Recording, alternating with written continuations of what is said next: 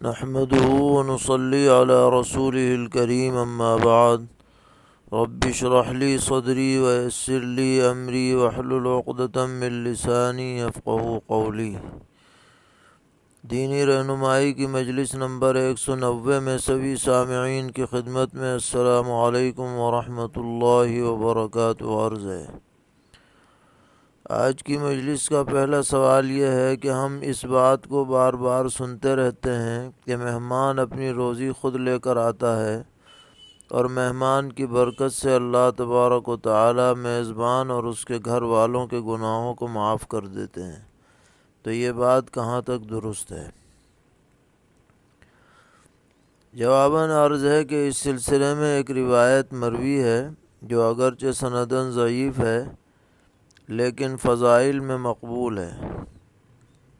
اس روایت کا مضمون یہ ہے کہ نبی اکرم علیہ الصلاۃ والسلام نے ارشاد فرمایا کہ اذا اراد اللہ بقوم خیرا اہدی الیہم ہدیۃ، قالوا یا رسول اللہ وما تلک الہدیہ، قال الضیف ینزل برزقہ ویرحل وقد غفر اللہ تبارک و تعالی لأہل المنزل، کہ جب اللہ تعالیٰ کسی کے ساتھ خیر کا ارادہ فرماتے ہیں تو ان کو ہدیہ پیش فرماتے ہیں۔ حاضرین نے عرض کیا کہ اللہ کے رسول یہ ہدیہ کیا ہے؟ تو آپ صلی اللہ علیہ وسلم نے ارشاد فرمایا کہ ان کے گھر مہمان اپنی روزی کے ساتھ حاضر ہوتا ہے، ٹھہرتا ہے، اور جس وقت وہ وہاں سے واپس ہوتا ہے تو اللہ تبارک و تعالی اس گھر والوں کے گناہوں کو معاف فرما دیتے ہیں۔ تو یہ روایت ابو نعیم نے معرفت الصحابہ میں نقل کی ہے۔ سند اگرچہ کمزور ہے لیکن بیان کی جا سکتی ہے۔ پوچھتے ہیں کیا ہرے رنگ کا لباس جنتی لباس ہے اور کالا لباس جہنمی ہے؟ نیز یہ بھی بتائیں کہ جہنم کے دروغہ کا کیا نام ہے؟ جواباً عرض ہے کہ قرآن پاک میں جنتیوں کے لباس کا جہاں پر تذکرہ ہے وہاں ہرے ریشمی لباس کا ذکر بھی آتا ہے۔ عالیہم ثیاب سندس خضر و استبرق۔ تاہم نبی اکرم علیہ الصلاۃ والسلام نے سفید لباس کو پسند فرمایا ہے مردوں کے لیے، اور سفید ہی لباس آپ عموماً اختیار فرماتے تھے۔ اور رہ گیا کالا لباس، تو وہ بھی پہنا جا سکتا ہے، کوئی ناجائز حرام نہیں ہے، لیکن جب تشبہ ہو دوسروں کا، جیسا کہ محرم وغیرہ کے مہینے میں سوگ کے طور پر کالا لباس پہنتے ہیں، یا بعض علاقوں میں غیر مسلمین کالا لباس پہنتے ہیں خاص مواقع پر، تو ان کے تشبہ سے بچنے کی ضرورت ہے۔ اور جہنم کے دروغہ کا ذکر قرآن پاک میں ہے، وہ مالک اس کا نام ہے، اور جنت کے ذمہ دار کا نام رضوان ہے۔ پوچھ رہے ہیں اگر وضو میں اعضائے وضو سے فوراً پانی نہ ٹپکے بلکہ کچھ وقفے کے بعد 2-4 قطرے ٹپکیں تو وضو صحیح ہوگا یا نہیں؟ جن اعضاء کو وضو میں دھونا ضروری ہے ان میں پانی بہنا چاہیے۔ اب وہ پورے وضو پر اگر پانی بہہ جائے اور پھر وہ فوراً ٹپکے یا کچھ وقفے سے ٹپکے، اگر بہہ گیا ہے تو وضو صحیح ہو جائے گا۔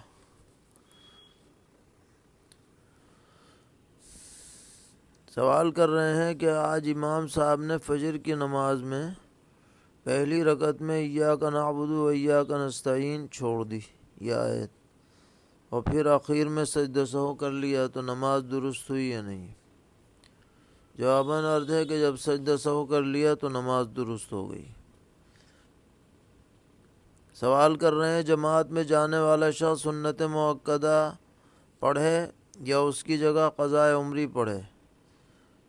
تو اگر اس نے سنت مؤکدہ چھوڑ کر قضاء عمری پڑھ لی تو کیا وہ گنہگار ہوگا؟ جواباً عرض ہے کہ اگر وہ مسافر ہے اور وہ سنت مؤکدہ کے بجائے قضاء عمری پڑھ رہا ہے تو اگرچہ وہ گنہگار نہیں کہلائے گا، لیکن بہتر یہی ہے کہ سنت مؤکدہ نہ چھوڑے، البتہ جو سنن غیر مؤکدہ ہیں یا نوافل ہیں ان کے بجائے قضاء عمری پڑھ لے۔ ایسا نظام بنائے کہ سنت مؤکدہ نہ چھوٹنے پائیں اگر جلدی بازی نہ ہو۔ سوال کرتے ہیں کہ سعودی عرب میں بارش کے دنوں میں ظہر عصر ایک ساتھ، اسی طرح مغرب اور عشاء ایک ساتھ مسجد میں جمع کر کے نماز پڑھاتے ہیں، تو کیا ہم انہی کے ساتھ دونوں نمازیں پڑھ لیں یا اکیلے اپنے وقت پر پڑھیں؟ جواباً عرض ہے کہ ہمارے نزدیک اس طرح سے جمع کر کے نماز پڑھنا صحیح نہیں ہے، ہر نماز اپنے وقت پہ پڑھنی چاہیے، اس لیے آپ ان کے ساتھ جمع بین الصلاتین نہ کریں، اپنے وقت پر اپنی نماز پڑھیں۔ اگر چند احباب مل کے الگ الگ جماعت کر کے پڑھ لیں تو بہتر ہے، نہیں تو الگ الگ پڑھ لیں، لیکن ایک ساتھ جمع نہ کریں۔ سوال ہے کہ آج کل اسپتال والے نومولود بچے کو نہلاتے نہیں ہیں، اس کو اسپرٹ یا دوا کے ذریعے صاف کر دیتے ہیں، تو کیا بغیر نہلائے ان کے کان میں اذان دی جا سکتی ہے یا نہیں؟ جواباً عرض ہے کہ بہتر تو یہی ہے کہ اچھی طرح نہلانے کے بعد اذان دی جائے، لیکن اگر کسی مجبوری کی وجہ سے نہلانے میں تاخیر ہو رہی ہے تو صفائی کے بعد بھی اذان دے سکتے ہیں، اذان میں تاخیر نہ کریں۔ سوال کر رہی ہیں کہ میری طبیعت پیٹ کی خرابی کی وجہ سے بہت خراب رہتی ہے اور میرے ذمے تقریباً 150 روزے ہیں، میں رکھنے کی بہت کوشش کرتی ہوں لیکن ایسیڈیٹی کی وجہ سے بہت پریشانی ہوتی ہے، کھانا بھی جلدی ہضم نہیں ہوتا، ڈاکٹر نے خالی پیٹ رہنے سے منع بھی کر رکھا ہے، خالی پیٹ رہنے سے بے چینی ہونے لگتی ہے، رمضان کے روزے بھی بہت مشکل سے رکھتی ہوں، تو کیا میں ان سب روزوں کا فدیہ دے سکتی ہوں، اور اگر دیں تو کتنا دیا جائے؟ جواباً عرض ہے کہ سردی کے زمانے میں جب دن چھوٹا ہوتا ہے تب تھوڑا تھوڑا کر کے یہ روزے رکھ لیں، اور اگر وفات تک ادا نہ کر سکیں تو فدیے کی وصیت کر کے جائیں اور ایک روزے کی طرف سے ایک صدقہ فطر کے بقدر دے دیں، تقریباً 40-50 روپے ایک روزے کا بیٹھیں گے، اور یہ بعد میں دیا جائے گا یا زندگی کے ایسے موڑ پہ پہنچ جائیں کہ روزہ رکھنا ہی نہ سکیں بالکل، تب دیا جائے گا۔ پوچھ رہے ہیں کہ میت نے حج کی وصیت نہیں کی تھی تو کیا وارثین پر حج بدل کرنا یا کرانا ضروری ہے؟ جواباً عرض ہے کہ اگر وصیت نہیں کی ہے تو حج بدل کرانا ضروری تو نہیں ہے، لیکن اگر کرا دیں تو انشاءاللہ ان کی طرف سے ادا ہو جائے گا۔ سوال کرتے ہیں کہ میں نے اپنی پسند سے ایک لڑکی سے شادی کی ہے 5 گواہوں کے سامنے، اور لڑکا خاندان سے علوی ہے اور لڑکی عباسی ہے، لڑکی کے والد 14-15 ہزار روپے ماہانہ کماتے ہیں، جبکہ لڑکے کے والد پراپرٹی ڈیلر ہیں، مالدار ہیں۔ تو سوال یہ ہے کہ یہ شادی کرنا درست ہوا یا نہیں ہوا؟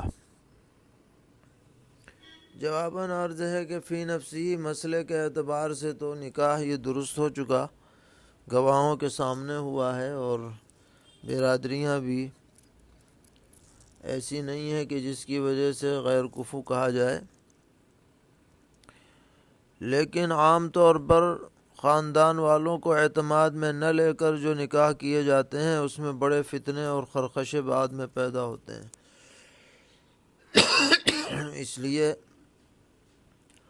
دونوں خاندان والوں کو راضی کر کے ہی ایسا اقدام کرنا چاہیے، یہی بہتر ہے۔ بہرحال نکاح ہو چکا ہے۔ پوچھ رہے ہیں زید نے اپنی بیوی کو طلاق دی۔ اب زید کو فکر کی بات یہ ہے کہ بیوی کی عدت گزرنے کے لیے 3 ماہواری گزرنا شرط ہوتا ہے، لیکن اس عورت کو وقت پر ماہواری نہیں آتی ہے، کئی مہینے گزر جاتے ہیں، تو کیا اس صورت میں بھی 3 ماہواری کی قید ہوگی یا 3 مہینے میں عدت پوری ہو جائے گی؟ جواباً عرض ہے کہ جب کہ ابھی سلسلہ جاری ہے تو جب تک 3 مرتبہ یہ پورا نہ ہو اس وقت تک عدت پوری نہیں ہوگی۔ سوال کر رہے ہیں کہ کسی نے مجھ سے معلوم کیا ہے کہ میں دہلی میں بال کاٹنے کا کام کرتا ہوں اور وہاں پر آج کل جو نئے طریقے سے بال کاٹے جاتے ہیں وہ کاٹنے پڑتے ہیں، اور میں نے سنا ہے کہ اس طرح کی کمائی حرام ہے، تو اب مجھے کیا کرنا چاہیے؟ جواباً عرض ہے کہ اس طرح کی کمائی واقعتاً مکروہ ہے۔ آسانی سے دوسرا پیشہ مل سکے تو اسے چھوڑ کر دوسرا ایسا پیشہ اختیار کرنا چاہیے جس میں کسی کراہت اور حرمت کا ارتکاب لازم نہ آئے۔ سوال کرتے ہیں کہ ہم ایک بلی کو پال رہے ہیں، تو معلوم یہ کرنا ہے کہ اگر بلی مر جائے تو اس کے بارے میں شرعی حکم کیا ہے، اور زندہ رہے تو اس کے پالنے کے شرعی احکامات کیا ہیں؟ جواباً عرض ہے کہ بلی پالنا فی نفسی ہی درست ہے، لیکن اس کے کھانے پینے وغیرہ کا خیال کرنا چاہیے، اس کو ستانا نہیں چاہیے، اور اگر وہ مر جائے تو اس کی تدفین کر دی جائے، کسی جگہ پر گڑھا کھود کر کے اس کو اس میں دبا دیا جائے۔ ایسے پھینکنے کے اندر بدبو اور تعفن اٹھنے کا اندیشہ ہے۔ سوال کرتے ہیں گہرا براؤن خضاب لگانا کیسا ہے؟ آج کل ایک خضاب لگایا جاتا ہے جس کو لگانے کے بعد دھوپ میں ہلکا سرخ اور سائے میں بالکل کالا دکھائی دیتا ہے، جس کو برجنڈی کلر کہتے ہیں۔ سیاہی مائل براؤن خضاب لگانا کیسا ہے؟ جواباً عرض ہے کہ اگر گہرے سرخ رنگ کی مہندی یا خضاب ہے تو اس کی گنجائش ہے مردوں کے لیے، اور بہتر یہ ہے کہ کھلا سرخ ہو جیسے مہندی کا رنگ ہوتا ہے۔ سوال کرتے ہیں کہ آج کل آم کے درخت پھول اور آم کے نمو سے پہلے ہی 2 سال کے لیے باغ خرید لیے جاتے ہیں، اسی میں ابتلاء عام ہے، تو شرعاً اس میں جواز کی شکل کیا ہو سکتی ہے؟ جواباً عرض یہ ہے کہ اس کی سب سے بہتر شکل یہ ہے کہ باقاعدہ عقد ایک ساتھ نہ کیا جائے بلکہ وعدہ کر لیا جائے، اور جب پھل آ جائیں تو اب اس عقد کی باقاعدہ تجدید کر لی جائے، تو انشاءاللہ یہ معاملہ درست ہو جائے گا۔ اور بعض حضرات نے یہ بھی فرمایا کہ زمین کو کرائے پر لے لیا جائے 1 سال یا 2 سال کے لیے کھیتی سمیت، تو اس کی بھی گنجائش بعض حضرات نے دی ہے، لیکن یہ شکل جو ہے کہ اولاً وعدہ کر لیں اور بعد میں عقد کی تجدید کریں پھل آنے پر، تو یہ زیادہ بہتر شکل ہے۔ اللہ تعالی ہم سب کو دین پر استقامت عطا فرمائے، ہر طرح کے شرور سے محفوظ رکھے۔ وصلی اللہ تعالی علی خیر خلقہ محمد وآلہ وصحبہ اجمعین برحمتک یا ارحم الراحمین۔